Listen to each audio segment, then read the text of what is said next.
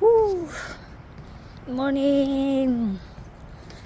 Naanataron sa atong sa una nating pasingot dito. Dito lang tayo sa Yasi. Ang lamig pala. Hindi ako nagdudon. Nakaganito lang ako kaya hiniram ko yung jacket ng asawa ko.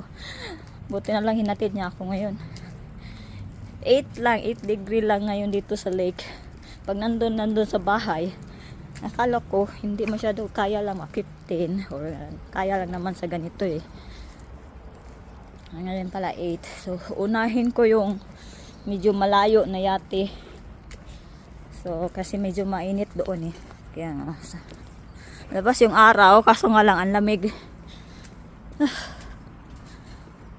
Ganda niya oh.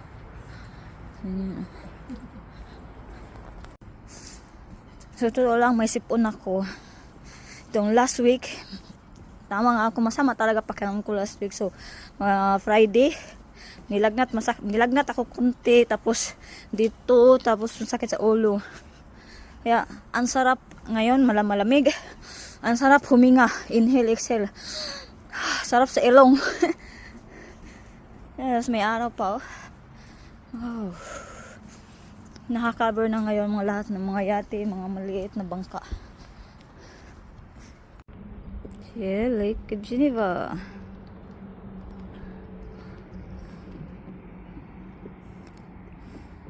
Ito yung nilinisan ko.